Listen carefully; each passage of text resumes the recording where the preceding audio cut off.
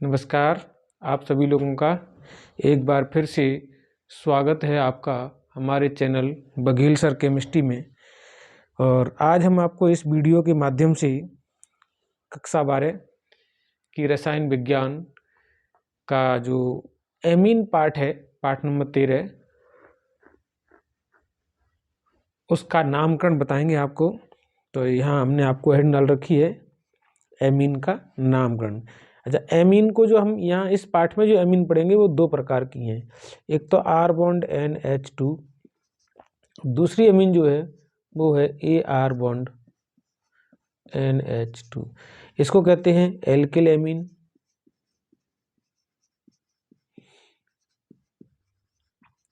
इसे aliphatic amine भी कहते हैं, एलिफेटिक एमीन। और ये जो कंपाउंड है वो आपका एरोमेटिक है, इसलिए हम इसको एरोमेटिक एमीन कहते हैं।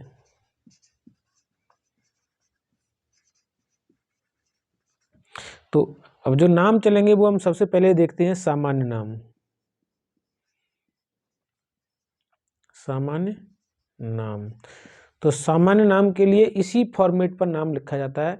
अर्थात सामान्य नाम में क्या होता है कि R को एल्किल तथा NH2 को एमीन कहते हैं। को क्या कहेंगे? एमीन कहते हैं। और इसी जैसे ये जोड़ करके बनाए जाते हैं वैसे ही हम इनको जोड़ करके इनका क्या कर देंगे? नामकरण कर देंगे। तो हमने क्या लिया यहाँ पर R बॉन्ड NH2। R को हम क्या करते हैं? एल्किल के नाम से जानते हैं। R को हम किसके नाम से जानते हैं? एल्किल के नाम से जानते हैं। एक मिनट, हाँ, अब R को किसके नाम से जानते हैं? हम एल्किल के नाम से जानते हैं। तो R हमारा एल्किल है तो इसका हमने क्या लिख लिया? नाम एल्किल। और ये हमारी क्या है? एमीन है, तो इसका क्या करेंगे हम? Alkyl amine. ये हमारा जो नाम बन गया वो एल्किल एमीन नाम बन गया। अब इसके क्या कर रहे हैं? हम एग्जाम्पल ले रहे हैं। तो एग्जाम्पल लेने के लिए हमने क्या लिया? CH3NH2।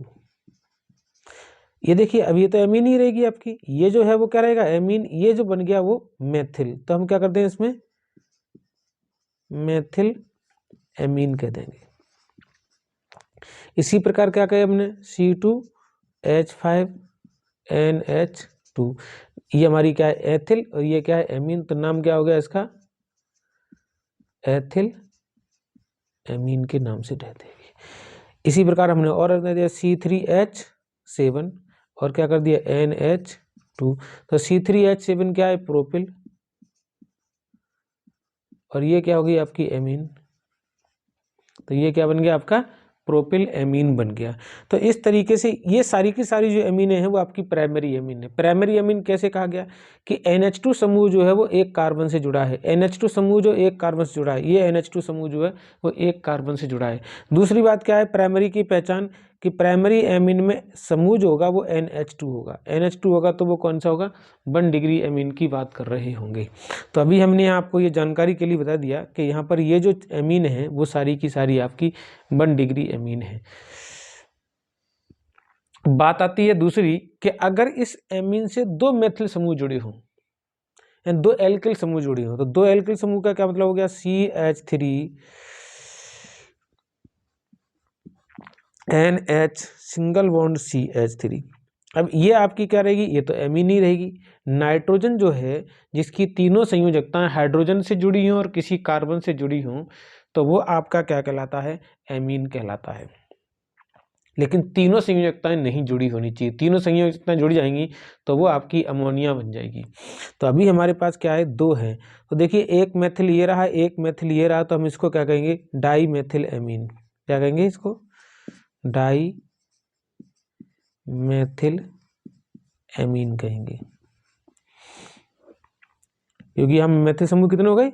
2। जब दोनों समूह एक जैसे होते हैं तो उस संख्या के लिए हम क्या लगाते हैं? डाई, और बाकी की आपकी एमीन रह जाती है। तो ये आपका डाई शब्द जो है वो मेथिल के लिए आया है, इसलिए हमने क्या कहा? Di methyl amine. इसी प्रकार क्या किया हमने? CH3 single bond N single bond CH3 और यहाँ पर हमने एक CH3 और लगा दिया। तो अब कितने हो गए, 1 2 3 मेथिल हो गए। तो इसका क्या कहेंगे हम, ट्राई मेथिल एमीन।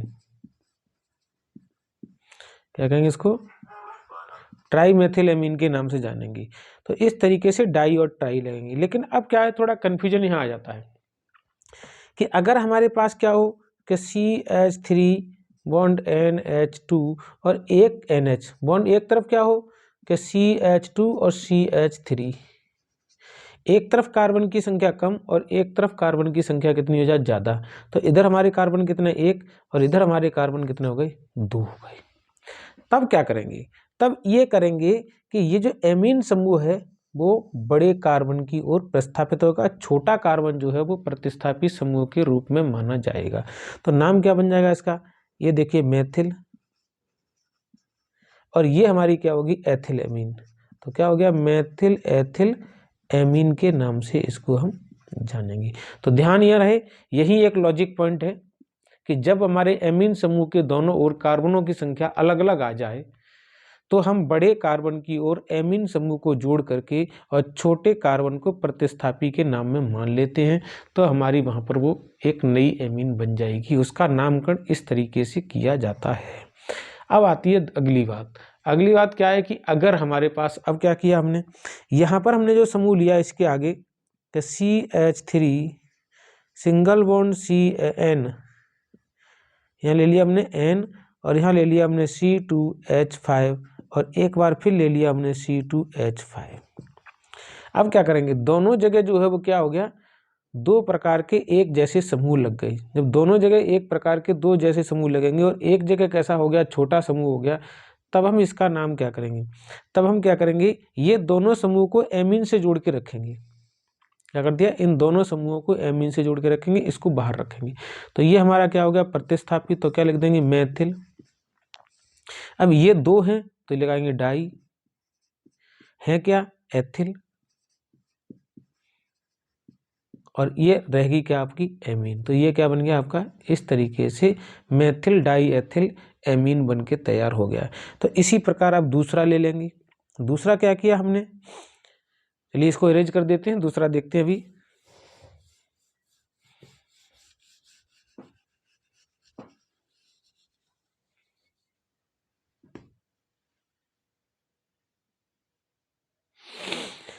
दूसरा एग्जाम्पल हमने देखिए ये लिया है कि एक तरफ लिया हमने CH3, एक तरफ लिया N, आगे ले लिया हमने C2H5, और एक तरफ ले लिया हमने C3H7। ये अब क्या किया मैंने, हमने तीनों जो कार्बन है, नाइट्रोजन के पास जो तीनों कार्बन होते हैं वो अलग अलग ले लिए। तो अलग अलग लेने के लिए सबसे बड़ा कार्बन आपका ये रहा। तो मेथिल समूह कहाँ, सॉरी एमीन समूह कहाँ जाएगा, बड़े कार्बन की ओर प्रतिस्थापित हो जाएगा। बाकी के दो बचे वो ये और ये बचे। अब इसका जो नाम होता है वो हम लिखते हैं ई से, इसका जो नाम होता है वो लिखते हैं एम से। तो अब हमारा नाम क्या बनेगा, सबसे पहले इसको लिखेंगे। तो ये हमारा क्या होगा, एन से जुड़ा हुआ। ये भी कर सकते हैं एन एथिल, ये क्या है हमारा, एन मेथिल,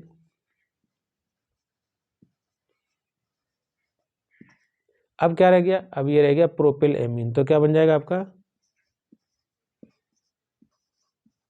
प्रोपिल एमीन, यानी N methyl, N ethyl, N methyl, propyl amine, इसका नाम बन गया। तो इस तरीके से हमने क्या किया, इस नाम को बना लिया। तो ये हमारे सारे नाम कैसे होंगे, ये सारे के सारे नाम जो है वो हमारे असामान्य नाम के नाम से जाने जाएंगे। अब इसी की दूसरी जो पद्धति है वो है नामकरण की IUPAC पद्धति। IUPAC पद्धति, तो IUPAC पद्धति में देखेंगे क्या करते हैं। IUPAC में हमने लिया R बॉन्ड NH2, यहीं से समझ लेंगे, बस यहीं पर पद्धति जो है वो इसी पर लागू होगी और बाकी के नाम जो है वो इसी प्रकार लिखे जाएंगे। तो इसमें क्या होगा, इसमें यह है कि ये जो समूह है उसको एल्केन मानते हैं। ये हमारा क्या हो गया, एल्केन, क्या कहेंगे इसको, एल्केन। अब एल्केन में ये जो समूह है वो एमीन है, प्लस एमीन को जोड़ेंगे तो ए और ई मतलब आ और ए जो है वो मिलकर के ए बन जाएगा। तो क्या बनेगा? एल्केनेमीन। एल्केनेमीन। इस तरीके से हम उनका नामकरण करेंगे। ठीक है, तो यहाँ पर आपका नामकरण जो है वो इस प्रकार किया जाएगा। अब इसके हम क्या ले रहे हैं? एग्जाम्पल्स। एग्जाम्पल देखिए, सबसे पहले आपका है CH3 और NH2। CH3 NH2 का नाम क्या हो जाएगा? मेथेनेमीन। मेथेन, ये तो मेथेन है, ये क्या है हमारी मेथेन, और इसमें एमीन और जुड़ दें, क्या है? मेथेनेमीन इसका नाम बन जाएगा। ऐसे ही क्या किया हमने? C2H5NH2। अब ये हमारी क्या है? एथेन, तो अब नाम क्या बन जाएगा? एथेनेमीन। एथेनेमीन इसका नाम बन जाएगा। आगे हमने क्या किया यहाँ पर? इसी प्रकार अब आगे की ओर नाम बनाते चले जाएंगे। लेकिन अब क्या है, हमारे पास श्रृंखला लंबी हो तो लंबी श्रृंखला के लिए क्या करेंगे?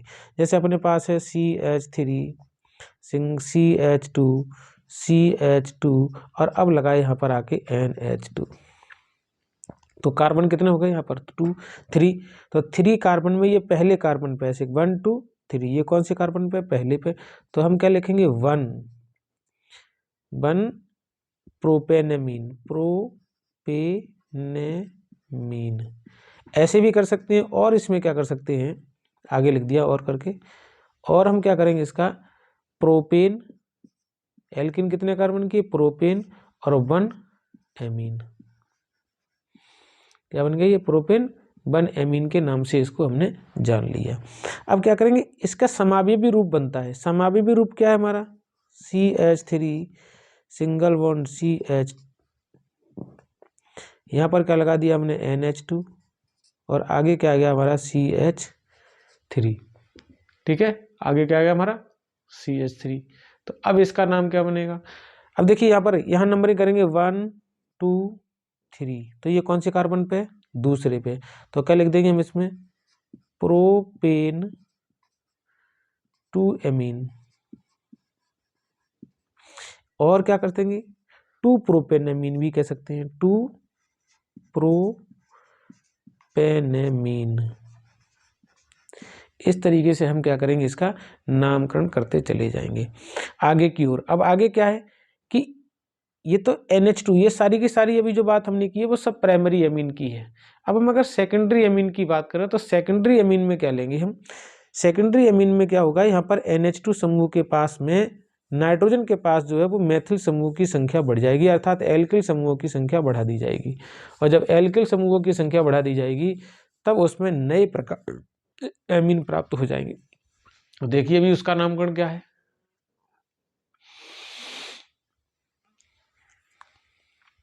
हमने लिया यहाँ पर CH3 सिंगल बॉन्ड NH और ले लिया हमने CH3। क्या लिया हमने? दोनों जगह को है वो हमने क्या लगा दिया? मेथिल मेथिल समूह लगा दिए। जब दोनों जगह मेथिल मेथिल समूह लगा देंगे तो आपको क्या करना पड़ेगा? एक तरफ आपको मेथिल समूह के साथ में एमीन जोड़नी पड़ेगी और इसको क्या करना पड़ेगा? प्रतिस्थापी मानना पड़ेगा। लेकिन ये प्रतिस्थापी जुड़ा कहाँ है? नाइट्रोजन से। तो हम यहाँ लिखेंगे N मेथिल। अब ये जो है वो IUPAC के नाम से जाएगा तो क्या बनेगा? मेथेनेमीन। मेथेनेमीन के नाम से जाएगा। तो इस तरीके से हमने इसको भी जान लिया। अब इसके एग्जाम्पल देखते हैं। और एग्जाम्पल क्या है हमारे पास? CH3 single bond NH single bond CH2 और CH3। अब इसका नाम क्या करेंगे हम? इसका नाम जो बनाया है वो ये बनेगा कि ये हमारा क्या रहेगा? जनक श्रृंखला हो गई और ये हमारा प्रतिस्थापी हो गया। तो प्रतिस्थापी के लिए क्या लिखा? N मेथिल और ये जो बना वो एथेनेमीन। क्या बनेगा इसका नाम? एथेनेमीन। यही बन गया आपका। अब क्या करेंगे, आगे भी बढ़ाएंगे इसी प्रकार। जब इसी प्रकार आगे बढ़ाएंगे तो हमने अब क्या, ये तो हमारे पास 2 डिग्री हो गई। 2 डिग्री में क्या होगा कि बड़ी एल्केन की जो श्रृंखला है वो हम एमीन के साथ जोड़ देंगे और छोटी वाली श्रृंखला को हम क्या मानेंगे, एल्किल के रूप में, यानी प्रतिस्थापी के रूप में मानेंगे। ये सभी हमारे 2 डिग्री में इसी प्रकार होगा। 3 डिग्री में क्या करेंगे, हमने लिया CH3 single bond N, single bond CH3 और सिंगल बॉन्ड C2H5, ऐसे भी कर सकते हैं। खोल के श्रृंखला नहीं लिख के तो हम छोटी भी श्रृंखला, क्या होगा, ये श्रृंखला इसके साथ रहेगी, बाकी के 2 कैसे हैं, छोटे छोटे समूह हैं। तो भी क्या करेंगे, इसमें इनको लिखेंगे N, N, दोनों एक जैसे हैं इसलिए हमने बार बार नहीं लिखा, एक ही साथ लिखा। N, N डाई मैथिल, क्या हो जाएगा इसका नाम, डाई मैथिल। अब ये जो श्रृंखला रहेगी ये बड़ी है तो इसका नाम क्या होगा, एथेनेमीन। क्या बन जाएगा आपका, एथेनेमीन। अब आगे देखें बात हम तो इसी प्रकार हम क्या करेंगे, इनकी संख्याओं में वृद्धि करते चले जाएंगे। अब हमारे पास क्या होती है, कुछ अनसैचुरेटेड कंपाउंड भी आ जाते हैं। कुछ क्या आते हैं हमारे पास, अनसैचुरेटेड कंपाउंड आ जाते हैं। तो अनसैचुरेटेड कंपाउंड के लिए भी उनका नाम जो है वो इसी प्रकार किया जाएगा जैसे पीछे की ओर करते चले आए हैं हम IUPAC नामकरण में। तो हमारे पास क्या है, हमारे पास समूह है कि CH2 double bond CH single bond CH2 और हमने क्या लिख लिया, NH2। ये जो समूह है इस समूह को हम 2 तरीके से जानते हैं। इसका नाम है एलिल, क्या कहते हैं इसको, एलिल कहते हैं। लेकिन हमारे एलिल से हमें कोई मतलब नहीं है। हम जो संख्या करेंगे, नंबरिंग करेंगे, वो नंबरिंग करेंगे 1 2 3। तो ये कार्बन कितने हैं, 3 कार्बन। 3 कार्बन का IUPAC में नाम क्या होगा, प्रोपीन। अब वो प्रोपीन कौन सी होगी, 2 प्रोपीन और 1 एमीन। 2 प्रोपीन और क्या होगी, 1 एमीन होगी। तो 2 पर क्या होगा, डबल बॉन्ड, तो हमारी प्रोपीन हो गई, और 1 क्या कर दिया हमने, एमीन कर दिया। अब ये तो इस तरीके से हो गई। अगर किसी जनक श्रृंखला में, एल्केन की जनक श्रृंखला में दोनों ओर अगर कार्बन एमीन समूह जुड़ी हो तब क्या करेंगे, देखिए कैसे हमारे पास NH2 CH2 single bond CH2 single bond NH। अब क्या करेंगे, अब ये हमारी क्या रही, जनक श्रृंखला। तो जनक श्रृंखला का नाम लिख लेंगे, क्या हमारा जनक श्रृंखला कितने कार्बन है, 1 2। तो हमने क्या लिखा, एथीन। एमीन कितने हैं, 2। और कौन कौन से कार्बन पे अगर नंबरिंग करें तो 1 पर और 2 पर, तो नाम क्या होगा, 1, 2 और डाई एमीन। क्या कहते हैं इसका, एमीन समूह कितने हैं, 2। तो ये हमारे क्या बन जाएगा, IUPAC नाम बन जाएगा। इसी प्रकार हम क्या करेंगे, श्रृंखला को बड़ी करते चले जाएंगे। तो हमने क्या कर दिया, NH2 सिंगल बॉन्ड CH2, अब इसके हमने कर दिया होल 6 और यहाँ क्या जोड़ दिया हमने, NH2। तो अब क्या बन गया, 6 कार्बन है, तो एक तो पहले पे जुड़ा होगा, एक छठे पे जुड़ा होगा। अगर श्रृंखला खोल के लिख दें तो क्या हो गया, NH2 single bond CH2 single bond CH2 single bond CH2 single bond CH2, 1 2 3 4 5 6 और लास्ट में क्या जोड़ दिया हमने, NH2। तो कितने हो गए, यहाँ से नंबरिंग करें, 1 2 3 4 5 6। एमीन कौन से पे, पहले पे और छठे पे। तो क्या लिखेंगे हम, ये होगी क्या, हेक्सेन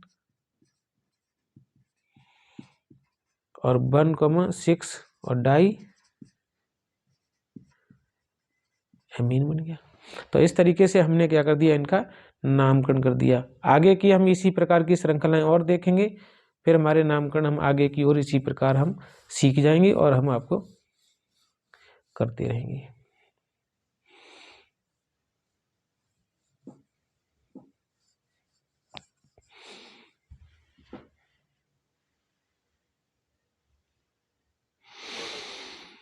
देखिए अब हमारे पास क्या है, ये तो सारे एलिफेटिक के थे। अब हमारे पास बनेंगे बेंजीन की, अर्थात एरोमेटिक। तो एरोमेटिक में क्या होता है, ये बेंजीन की संरचना होती है। तो यहाँ क्या ले लिया हमने, NH2 और ये बेंजीन की संरचना बना दी। तो अब हमारा क्या नाम है, वैसे इसका सामान्य नाम होता है एनिलीन।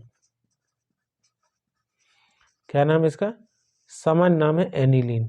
और जब हम इसमें किस में जाएंगे, हम जाएंगे आपके बेंजीन के डेरिवेटिव के अंदर। तो बेंजीन के डेरिवेटिव के अंदर क्या करेंगे, इसमें ये जो डेरिवेटिव है वो क्या है, IUPAC ने इस पूरे रिंग को बेंजीन मान लिया है। तो हम क्या लिख सकते हैं, पहले तो बेंजीन लिख ही लें, और जो IUPAC ने एमीन का जो नाम लिखा है वो इसके साथ जोड़ के लिखा है। तो क्या हो गया, बेंजेनेमीन। क्या हो गया ये आपका, बेंजेनेमीन हो गया। इसी प्रकार इसका दूसरा डेरिवेटिव है। अब दूसरा डेरिवेटिव में एनिलीन, इसका तो नहीं बदला, यहाँ हमने CH3 ग्रुप लगा दिया। जब हम CH3 ग्रुप लगा देंगे तो सामान्य नाम क्या हो जाएगा, सामान्य नाम होगा ऑर्थो, ये तो ऑर्थो आ गया, और ये क्या बन गया, टोलुइन। क्या बन गया, टोलुइन बन गया। और टोलुइन में क्या करेंगे, ये वाला समूह जो है वो एमीन के रूप में डाल देंगे। तो क्या हो गया, ऑर्थो टोलुडीन।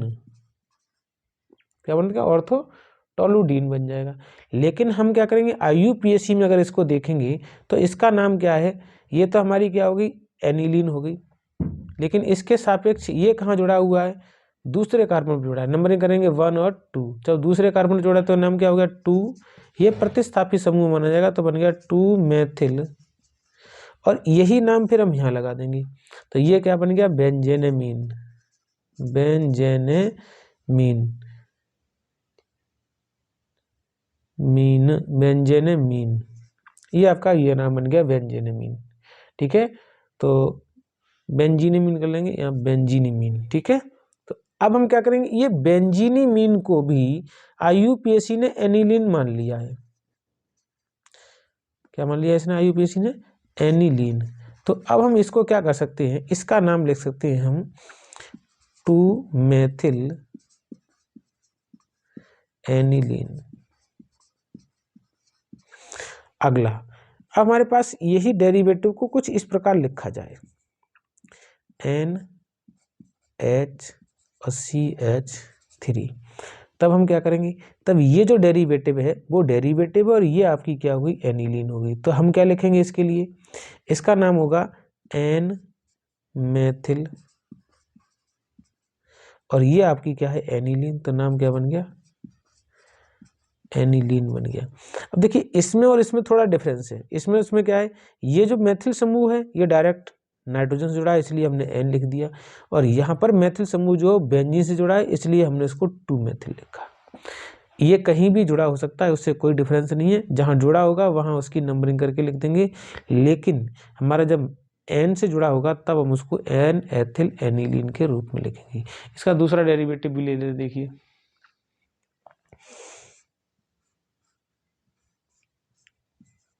ये बन गया आपका N, और यहाँ लिख दिया CH3, यहाँ लिख दिया फिर हमने CH। तो नाम क्या बन गया, N डाई मेथिल, और ये क्या बन गया आपका, एनिलीन। ठीक है, एक डेरिवेटिव और देख लेते हैं इसका, NCH3 और हो गया C2H5। अब इसमें देखिए क्या है, इसमें यह है कि नाइट्रोजन से जो जुड़े हुए समूह हैं वो 2 हैं, एक मेथिल और एक एथिल। तो हम क्या लिखेंगे, N एथिल, सबसे पहले एथिल आएगा, N मेथिल, और ये बनी गया एनिलीन। तो इस तरीके से आप क्या करेंगे, इनके IUPAC नाम लिखेंगे, और IUPAC नाम लिख करके सामान्य नाम भी लिख सकते हैं और IUPAC नाम भी लिख सकते हैं। तो यहाँ पर हमने आपको इस वीडियो के माध्यम से एनिलीन के IUPAC और सामान्य नाम बनाने की विधियाँ और उनके ट्रिक आपको बताए हैं। हमारे वीडियो को देखें, अच्छे लगे तो लाइक, शेयर और सब्सक्राइब करें। अगर आप नए हैं हमारे वीडियो के साथ, हमारे चैनल के साथ, तो आप हमारी वीडियो को सब्सक्राइब करें, चैनल को सब्सक्राइब करें, चैनल को लाइक करें, कमेंट करें और आगे शेयर करें, ताकि नए वीडियो आपको शीघ्र जल्दी प्राप्त हो जाए। जय हिंद, जय भारत।